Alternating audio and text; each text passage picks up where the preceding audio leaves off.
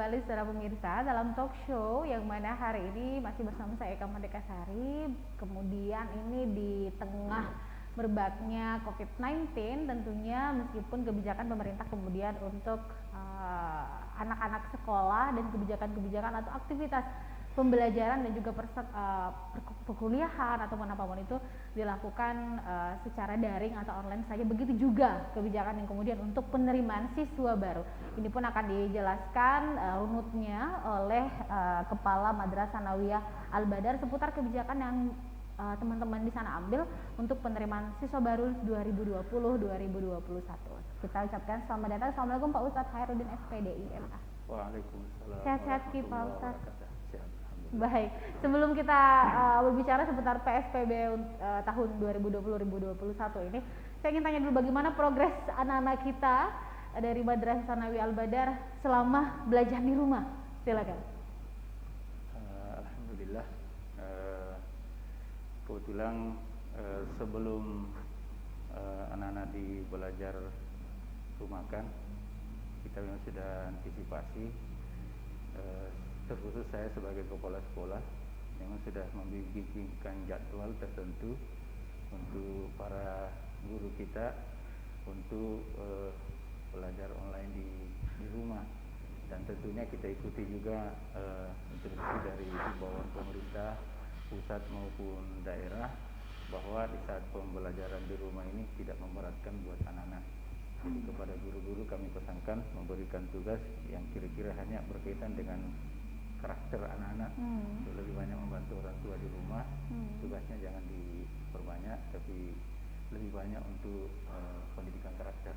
Luar biasa. Jadi ini juga salah satu motivasi inspirasi juga buat kita teman-teman tenaga pengajar, karena bukan hanya tugas secara letter-let, tapi bagaimana kemudian karakter building Pak ya, yang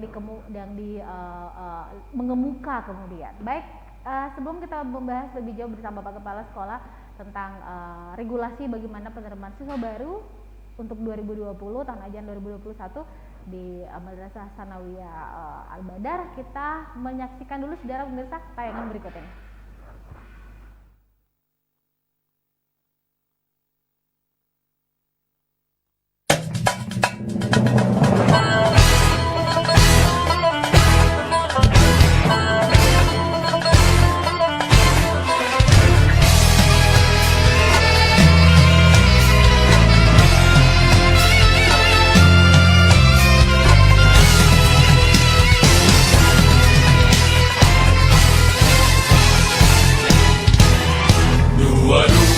Oktober 45, resolusi jihad panggilan jiwa, santri dan ulama tetap setia, berkorban pertahankan Indonesia.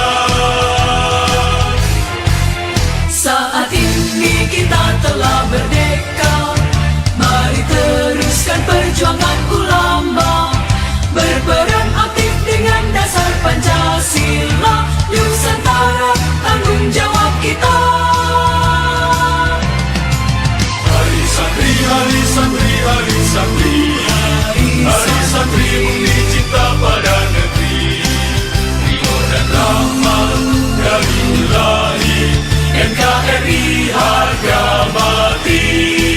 Ayo santri, ayo santri, ayo santri, ayo ngaji dan patuh pada kiai.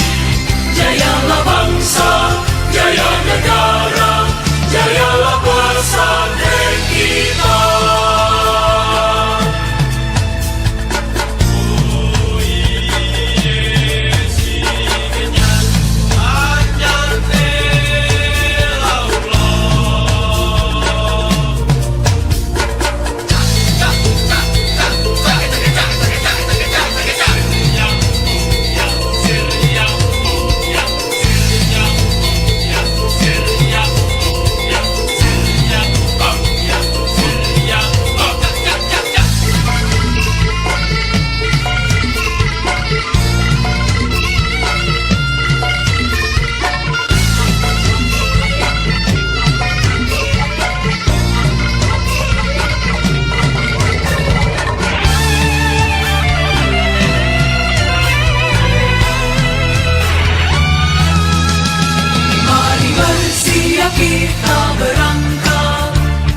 pesantren dengan penuh semangat.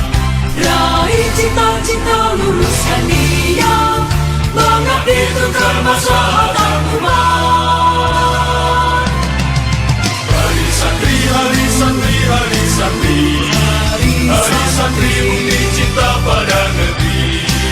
Ridho dan rahmat dari Ilahi, NKRI harga mati. Ayo santri, ayo santri, ayo santri, ayo ngaji dan patuh pada kiai. Jayalah bangsa, jaya negara, jayalah pesantren kita. Jayalah bangsa negara, Jayalah Indonesia, jayalah Indonesia.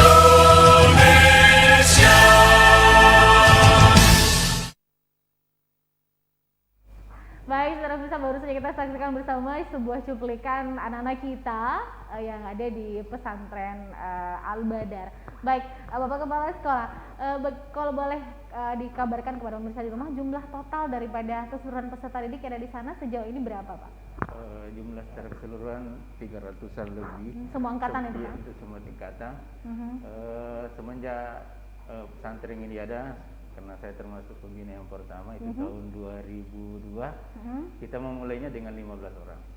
Dan alhamdulillah sampai sekarang berkembang pesat, dan alhamdulillah juga kita sudah mengeluarkan generasi-generasi alumni-alumni yang bisa berbicara banyak. Termasuk diantaranya ada 2 alumni kami yang sudah selesai S2-nya di Manchester. Yang satu Manchester, Inggris, Pak, ya? Korea Selatan. Oh, Dan Masya yang Allah. satu Korea. Oke, Masya Allah. Dan waktu tes ujian CPNS alhamdulillah memiliki nilai tertinggi dan sekarang sudah dosen di Makassar. Masya Allah, Masya Kalau Allah. yang dari Korea sekarang di Jakarta, tepatnya di perusahaan besar milik Korea Selatan. Masya Allah. Jadi sekarang karena begini, paradigma sebelum kita berbicara tema kita seputar mahasiswa baru, Pak, ya, kita membuka dulu mata kita bagaimana kemudian situasi terbalik. Ketika saya kecil itu anak-anak pintar, anak-anak yang berkualitas dimasukkan ke pesantren. Sekarang malah kebalikannya paradigma yang kita lihat. Kadang sudah di sekolah umum bermasalah malah dikirim ke pesantren. Saya kira ini ada sebuah pemandangan yang saya rasa tidak fair gitu, Pak Ustadz. Bagaimana kemudian ada yang mengatakan kasih masuk saja pesantren, nakal sekali. Padahal ini kan tidak pas menurut saya. Silakan Pak Ustadz. Ya, itulah paradigma masyarakat sekarang bahwa pesantren ini kayaknya dianggap sebagai bengkel kayak begitu. Jadi di mana ketika anak-anaknya baik tentu dimasukkan di sekolah-sekolah unggulan. Betul. Dan ketika anaknya memiliki akhlak yang mungkin kurang baik baru dititipkan ke pesantren. Jadi tentunya ini membuat kita yang ada di pondok ini bekerja keras untuk itu. Tapi kami tidak pernah berputus asa soal itu karena yang merubah dan membolak-balikkan hati seseorang itu kan ada yang di atas. Betul. Jadi kita itu bukan cuma memakai pendekatan secara keilmuan, tapi kita memberikan pendekatan secara hakiki melalui hati. Nah, hal-hal seperti itu bisa kita lakukan tentu dengan memperbanyak zikir terhadap anak-anak, ya dengan harapan seperti itu. Tiap malam juga kita adakan burdah-burdah. Burdah-burdah itu ketika kita baca itu kan bisa menghadirkan kekuatan yang supranatural begitu untuk anak-anak kita untuk bisa memperbaiki akhlak dan budi pekertinya. Nah, tentunya nanti dalam proses perjalanan ketika anak-anak ini berubah, alhamdulillah banyak yang berubah. Tapi yang namanya pasti juga ada yang tetap. Itu artinya ya pondok kan punya kebijakan ketika anak-anak ini tidak bisa lagi dirubah, biasanya dikembalikan kepada orang tuanya. Tapi istilahnya itu jarang terjadi, Pak. Jarang. Terjadi. Yang banyak adalah bagaimana kemudian mereka mendapatkan hidayah dan menjadi manusia yang lebih baik. Baik, ini kemudian tema kita Pak Ustadz, kebijakan penerimaan untuk siswa baru di Al-Badar untuk tahun ajaran 2020-2021 seperti apa? Silakan. Ya, karena kita lihat sekarang memang situasinya mungkin tidak seperti lalu-lalu, bahwa ada tatap muka ketika ada yang datang mendaftar. Tentu sekarang kita batasi.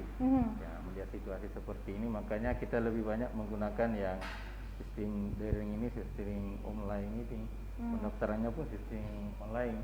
Tapi pun ketika ada yang mau langsung, kita sudah standby, ada beberapa guru di atas yang memang disiapkan untuk menerima ketika ada yang mau langsung datang. Karena terkadang juga ada memang yang penasaran dan melihat lokasi begitu. Betul ya, ya. Nah, sekarang kita memperbanyak yang online-nya karena mengingat situasi seperti ini. Nah, tapi kita tetap standby ketika ada yang mau melihat langsung keadaannya, keadaan bangunan apa segala macam bentuknya, ya, kita tetap menyiapkan panitia di atas. Iya, tapi yang pasti prosedur pengamanan selama ini tentunya tetap dilaksanakan Pak ya, karena istilahnya menerima tamu, apalagi dalam jumlah yang besar kan pasti harus ada protokol pengamanan, penanganan tersendiri gitu. Baik, nah ini kalau boleh disampaikan kepada kita ini total daripada biasanya animo anak-anak atau orang tua yang kemudian memutuskan untuk melanjutkan pendidikan di Al-Badar sejauh ini, kalau boleh tahu ini sudah angkatan keberapa Pak Al-Badar? Yang alumninya? Iya, ini tahun 2020-2021 ini sudah masuk tahun ajaran keberapa? Sejak berdiri begitu? Sejak berdiri 2002. Oke. Ya, jadi lumayan ya? Sudah 10 tahun lebih. Iya, 2002. Sudah hampir 15 tahun malah ya? 15 tahun ya. Aha, oke. Sudah lebih 10 tahun. 15 tahun. Animo setiap tahunnya seperti apa gitu Pak? Alhamdulillah meningkatkan ini. Putri ini baru 2 tahun terakhir baru bisa. Karena begitu keinginan masyarakat, mungkin melihat berita-berita tentang bagaimana Al-Badar ini mencetak-cetak santri apa, sampai ini saja tahun ini kita ada 3 santri yang kebetulan itu sanggup menghafal Al-Quran hanya dalam tempo 3 sampai 6 bulan. Satu Al-Quran gitu Pak? Ya, kebetulan anaknya ada satu orang Parepare, dia tinggal di Soreang, pas di dekat Masjid Nurul itu, Nurul apa namanya, yang Cempai ini, yang apa namanya, Soreang, Nurul Yakin, Soreang, itu anaknya, dan dia diterima di kuliah di Al-Hikam, karena Al-Hikam itu di sana orang masuk kuliah syaratnya harus hafal 30 juz. Dan alhamdulillah santri kita mencoba dan akhirnya lolos dan diterima di sana. Masya Allah. Jadi ada 3 orang di sana. 3 orang di Al-Hikam ya? Iya. Ini segala bentuk, maksudnya juga adalah karena pendekatan religius, berarti Allah turun tangan membantu, bukan siapa yang dekat Allah juga dekat ya, seperti itu. Baik, kita jeda dulu Pak Ustadz. Selepas ini juga akan hadir salah satu daripada merupakan ketua panitia daripada penerimaan santri baru. Selepas yang berikut ini tetaplah bersama kami saudara.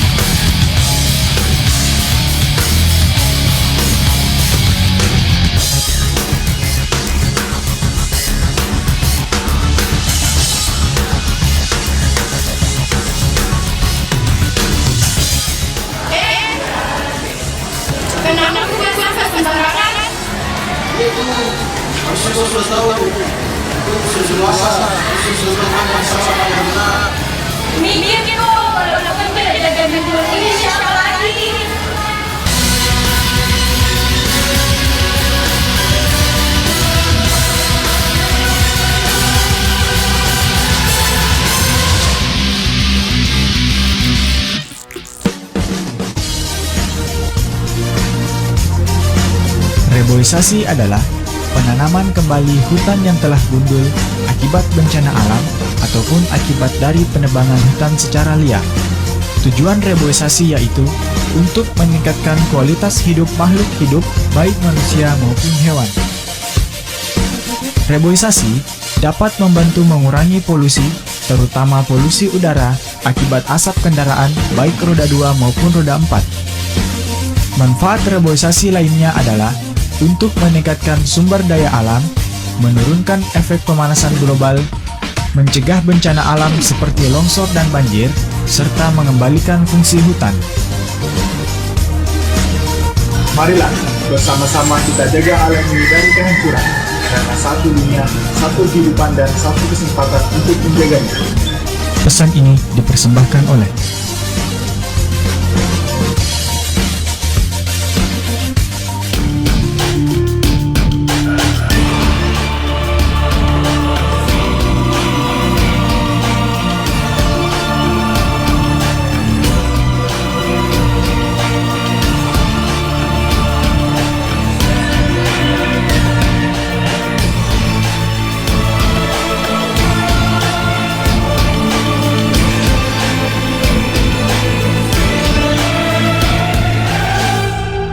Gunakanlah air seperlunya saja, karena air adalah sumber kehidupan kita.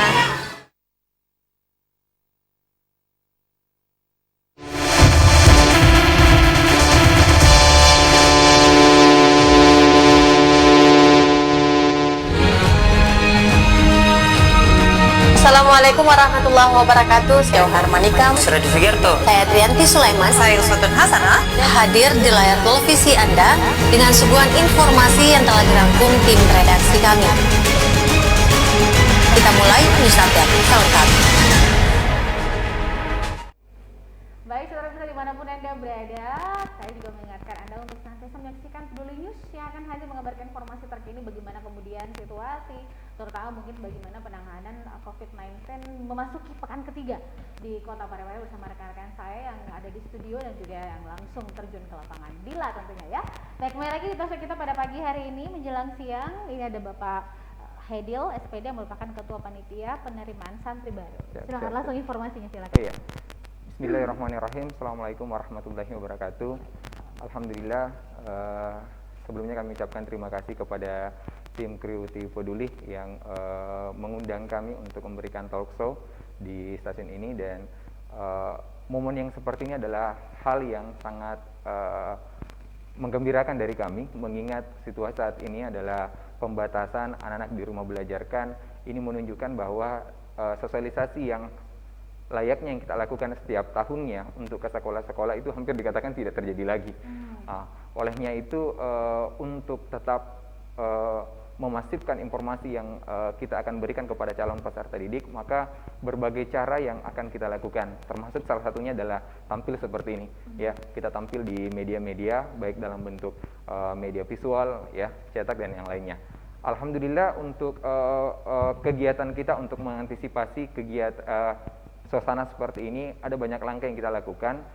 Dari pihak panitia itu telah menyerukan kepada seluruh bagian divisi kepanitiaan Humas untuk memasifkan informasi di medsos, apakah menyebar brosur, apakah menyebarkan video-video aktivitas, yang tentunya adalah memberikan informasi bahwa pendaftaran kali ini untuk pesantren Al-Badar tidak lagi dalam bentuk manual, ya, sampai pada ada hal positif yang kita akan terima. Sampai saat ini, untuk saat ini kita membuka pendaftaran secara online. Itu yang akan kita lakukan. Kami telah menyebar beberapa brosur yang di dalamnya sudah ada alamat link pondok pesantren kami. Kemudian nanti bisa mendaftar secara online. Itu adalah salah satu cara alternatif yang kita lakukan untuk memberikan pelayanan kepada calon peserta didik yang nantinya akan mendaftar di pesantren kita ini. Selain membuat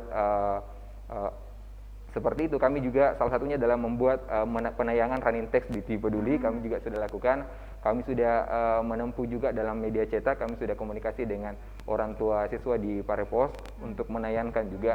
Jadi berbagai cara yang kita lakukan untuk tetap memberikan informasi bahwa tahun ini Pondok Pesantren Al-Badar telah membuka penerimaan santri baru putra dan putri. Masya Allah. Baik. Tapi tadi dijelaskan oleh Bapak Kepala Sekolah bahwa alumni daripada ini sudah ada yang di Manchester, main-main loh.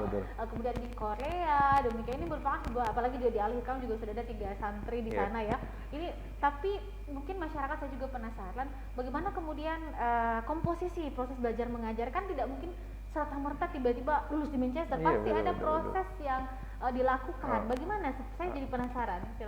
Satu hal dulu yang harus pemirsa pahami bahwa pondok pesantren itu tidak hanya bergerak dalam nuansa keimanan atau nuansa keislaman. Justru visi kami juga itu adalah saling meningkatkan keimanan dan ketakwaan. Kami juga tidak menginginkan para santri atau alumni kita itu tidak gaptek dalam ilmu pengetahuan dan teknologi. Olehnya itu keseimbangan yang terjadi antara pengembangan keimanan dan ilmu pengetahuan teknologi itu sering kita lakukan. banyak kegiatan-kegiatan yang dilakukan. Jelas untuk pendidikan formal saya rasa waktu dan durasinya ditentukan di waktu pagi hari sampai siang. Di kegiatan-kegiatan ekskul inilah yang banyak kita kembangkan potensi-potensi anak kita hari ini. Sebagai gambaran buat pemirsa dan Mbak Ika bahwa kegiatan ekskul di pesantren Al-Badr lumayan padat. Di antaranya misalnya ada bimbingan di bahasa Arab, bahasa Inggris, ada kegiatan drum band, ada kegiatan pencak silat yang kerjasama dengan Inkanas, ada dari seni Islaminya kita alhamdulillah mengembangkan marawis, ya, kasidah. Artinya kita tetap memberikan ruang untuk anak santri kita itu untuk mengeksplor diri mereka, ya. Dan alhamdulillah alumni kita ini yang tadi disebutkan oleh Ustaz Serudin itu adalah memberikan salah satu juga efek motivasi buat saat-saat ini yang sama bermukim di pesantren kita hari ini. Yeah. Oke, baik. Jadi kemudian bagaimana peran serta? Kan kita juga, sebenarnya saya pribadi merasa sangat bersyukur Parepare ini adalah salah satu daerah yang harmonis dalam umat beragamanya. Kemudian Bapak Wali Kota juga kembali mengembalikan roh marwah daripada Kota Parepare sebagai kota santri, kota ulama. Ini patut kita apresiasi dan mendapat jempol daripada beberapa pihak gitu. Dan menjadi pilot project malah. Dan bagaimana kemudian daripada teman-teman anak-anak kita di Madrasah Sanawiyah Al-Biru, istilahnya selain banyaknya ekstrakurikuler secara internal, bagaimana kemudian bentuk full support terhadap kegiatan-kegiatan keagamaan yang sifatnya lebih di tingkat kota atau mungkin malah lebih ini lagi tingkat regional misalnya. Kepala sekolah atau mungkin Pak Edil? Iya, saya dulu ya. Ya, silakan. Ya, jadi terhadap pengembangan anak-anak kita ini, terhadap peningkatan kompetensinya atau jiwa-jiwa prestasinya di mereka hadapi itu sangat kita support, ya. Salah satunya adalah sering mengikut sertakan anak-anak itu setiap ajang yang dilakukan oleh Pemda. Ini adalah salah satu bentuk partisipasi kami dalam setiap aktivitas di Pemkot. Dan alhamdulillah dalam semua kegiatan kita tidak dalam tanda kutip kece-kece juga, ya, bisa memberikan andil juga dalam setiap prestasi. Bagaimana binaan-binaan yang kita lakukan, termasuk misalnya saya adalah guru matematika di pesantren, ya.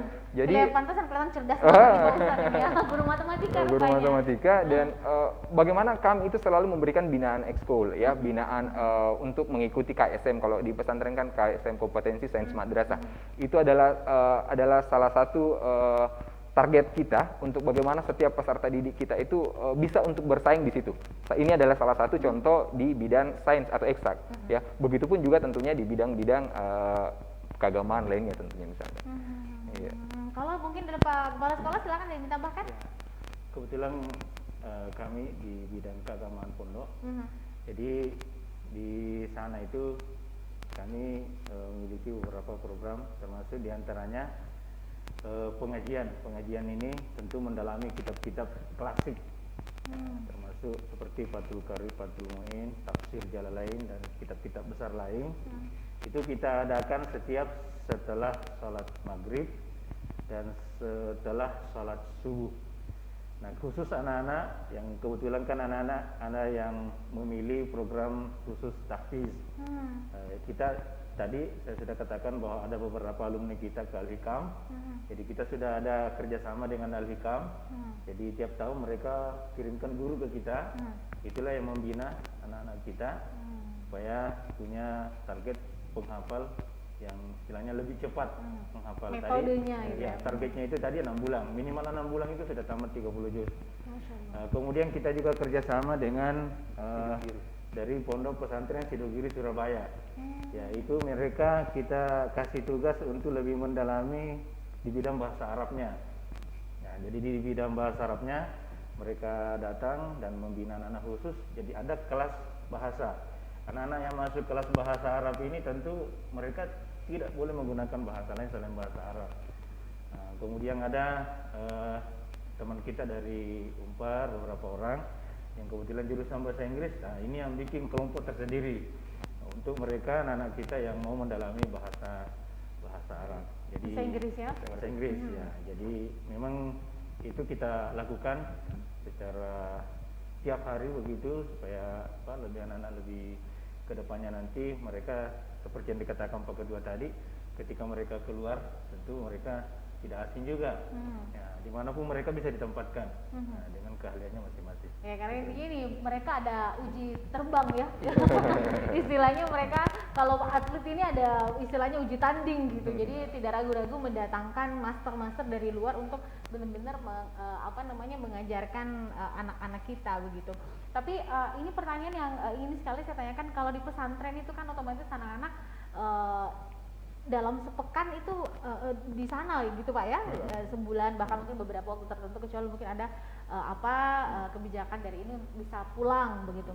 Salah satu yang menjadi perhatian banyak orang tua, khususnya ibu-ibu seperti saya, adalah nutrisi yang kemudian, karena anak belajar dan menghafal Al-Quran itu bukan hal yang ini sesuatu yang luar biasa gitu. Jadi kalau tidak dipandu bukan hanya kemauan dan semangat, tapi kecerdasan juga sangat dibutuhkan jika lo ingin menjadi hafiz ataupun mungkin mata keilmuan lain. Bagaimana di sana Pak? Nah, itulah sebabnya kita sistemnya di sana sistem catering. Karena kita menganggap bahwa ketika anak-anak artinya masak sendiri itu bisa mengurangi waktunya untuk belajar. Tapi ketika kita adakan catering, ya hanya membayar cateringnya 3 kali makan, itu kan mereka tidak pikir soal masaknya apanya. Mereka hanya belajar terus. Masuk laundry mungkin di sini di sana. Gitu. Ya, jadi hanya fokus untuk belajar. Ada nama silakan? Iya. Untuk nutrisi serasa dijelaskan tadi sama Ustaz Herudin, memang di pondok sudah berapa tahun kita terapkan adalah sistem catering. Jadi para santri yang bermukim itu sudah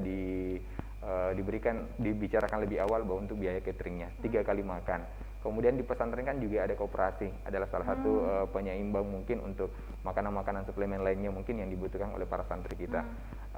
Mudah-mudahan dengan keadaan yang saat ini itu bisa memberikan ruang yang leluasa buat para santri kita untuk melakukan aktivitas rutinnya di pondok ya, tidak lagi terhalangi dengan harus dia bilang tadi harus pergi lagi masak apa segala macam. Jadi itu adalah salah satu langkah supaya efektivitas jadwal rutin yang kita berikan kepada anak dapat terjalan dengan baik. Oke, tapi sejauh ini Pak Ustaz mohon informasi, para santri juga dirumahkan untuk belajar di rumah? Betul, sama ya? Betul, sama. Alhamdulillah dengan keadaan seperti ini kami juga tidak mau hanya mengistilahkan belajar di rumah tapi tidak melakukan action misalnya. Betul. Alhamdulillah kami dari baik dari semua tingkatan. Jadi sekedar informasi, di pesantren itu kan ada 4 tingkatan. Ada madrasah sanawiyah, ada sekolah menengah pertama SMP, ada madrasah aliyah, ada sekolah menengah kejuruan SMK. Dan sebagai dalam satu lokasi, alhamdulillah. Dan sebagai bentuk non formalnya ada tahfizul Quran ya. Jadi para calon santri yang ingin mendaftar khusus untuk tahfizul Quran untuk seusia SMP itu bisa mendaftar di Al-Badar. Nah, menindaklanjuti tadi dengan aktivitas di rumah belajar, kami juga memanfaatkan beberapa aplikasi daring yang saat ini tren. Apakah menggunakan Zoom Cloud Meeting, apakah menggunakan Google Classroom ya. Banyaklah metode, dan untuk di pesantren Al-Badar yang sering kita gaungkan kepada guru-guru adalah memanfaatkan juga Kuiper School. Kuiper School itu juga kita manfaatkan. Ini tidak lain adalah membuat siswa, santri-santri kita yang berada di aktivitas di rumah masing-masing tetap menganggap dirinya belajar walaupun mungkin suasana lokasinya yang berbeda. Ya, itu yang kita harus tekankan, tidak libur tapi di rumah belajarkan. Di rumah belajar. Iya. Oke, jadi sama saja, cuma suasananya saja berbeda. Tapi saya kira anak-anak sekarang malah sudah tidak sedikit ada yang udah bosan main handphone, sudah bosan dengan itu. Satu mereka inginkan main di luar. Itu bayangkan ya, saking mungkin mereka sudah ada ini saya kira manusiawi sekali gitu ya ketika anak-anak dalam kondisi seperti itu gitu. Baik, kita jeda dulu Pak Ustaz. Saudara, saya masih akan segera kembali bersama dua narasumber yang luar biasa selepas yang berikut ini.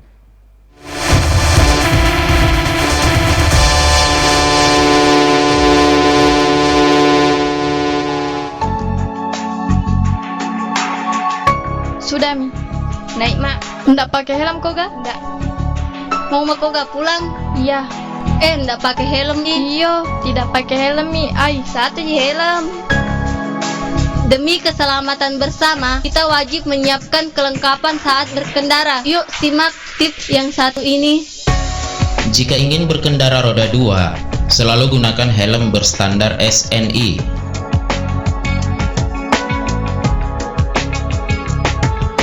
Pastikan untuk memasang pengikat helm dengan kencang agar tidak mudah terlepas. Jangan menggunakan handphone pada saat berkendara. Nyalakan lampu depan pada siang hari. Periksa kelengkapan surat-surat kendaraan Anda. Mari kita jaga keselamatan bersama dan tertib berlalu lintas. Oh iya, pika dulu kali ambil helm dah. Ya. Dipersembahkan oleh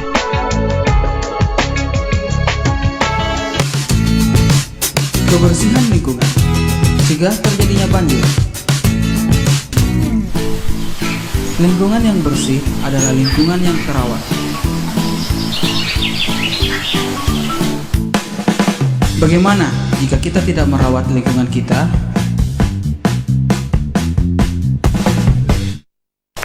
Aku mau buang sampah dulu ah. Di sini aja deh.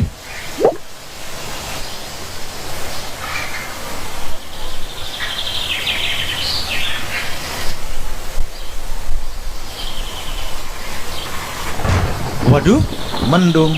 Pulang aja deh.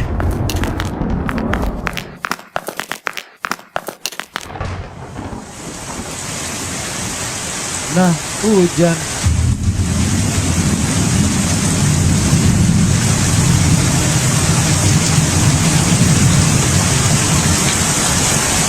Waduh, kebanjiran. Jagalah kebersihan untuk hidup lebih baik. pesan ini dipersembahkan oleh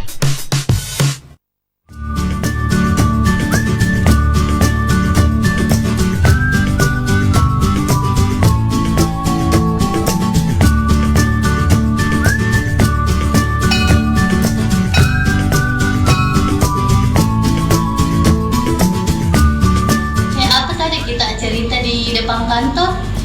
Ini Rispa, ada berita dapat di sosmed, katanya akan terjadi gempa di Sulawesi. Air laut pun surut dan banyak warga Pinrang yang mengungsi. Astagfirullah, berita hoax itu jangan kita lalu percayai. Jika mendapati berita toh, klarifikasi kita lebih dahulu. Itu warga Pinrang mengungsi jadi korban berita hoax ini.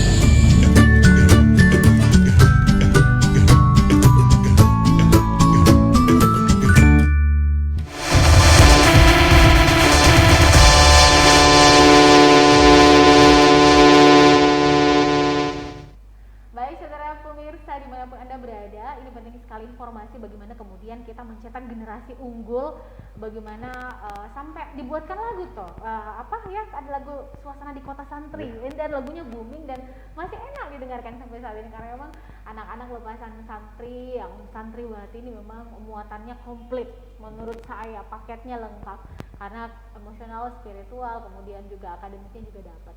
Nah, mungkin di segmen terakhir ini Bapak Kepala Sekolah ada yang ditampaikan kepada pemirsa di rumah berikut metode nanti kalau ya pengen langsung mendaftar, silakan. Assalamualaikum warahmatullahi wabarakatuh. Kami dari pihak Pondok Pesantren mewakili pimpinan menyampaikan kepada seluruh masyarakat Kota Parepare. Kami tentu membuka diri kepada seluruh warga. Ya, saya kira bukan cuma Parepare karena kita juga banyak dari luar. Tapi khusus Parepare bagi mereka yang menginginkan anaknya dibina di pondok kami terbuka untuk menerima. Jadi terserah nanti kalau anaknya masuk nanti kita lihat di mana dia bisa ditempatkan. Karena tentu ada yang berkeinginan anaknya menjadi hafiz, ada yang berkeinginan anaknya jadi mubalik. Nah, kita pun punya program di atas, itu training dakwah istilahnya, atau tamrinul khitabah dalam bahasa Arabnya. Mereka pun dilatih untuk itu. Nah, pun ada mereka mungkin yang mau menguasai bahasa dalam bahasa Arab, bahasa Inggris, kita punya tenaga tersendiri. Atau ada yang memiliki keinginan untuk mencetak generasi yang intelek, saya kira alumni kita yang banyak ya, bisa memberikan kontribusi tersendiri. Jadi kita punya program bahwa sekalipun dia alumni dimanapun dia berada, tetap kita manfaatkan. Yang dari Korea, dari Manchester selalu memberikan diberdayakan demikian. Diberdayakan. Ya, sekalipun kan sekarang mudah, sekalipun dia berada jauh, dia tetap bisa memberikan. Jadi saya kira mewakili pimpinan pondok dari 4 sekolah MTS, SMP, SMK maupun madrasah aliyah 4 sekolah kami bilang siap menerima orang-orang tua yang ingin memasukkan anaknya di pondok kami. Gitu. Oke, mungkin Pak Ustadz Haidil silahkan sekaligus mungkin deadline-nya di kapan dan apa yang perlu dipersiapkan. Silakan. Ya. Alhamdulillah dengan suasana yang seperti ini yang tidak mengharuskan terjadi tatap muka secara langsung, maka penerimaan santri baru untuk tahun pelajaran 2020-2021 itu bisa langsung dilakukan pendaftaran secara online. Sudah banyak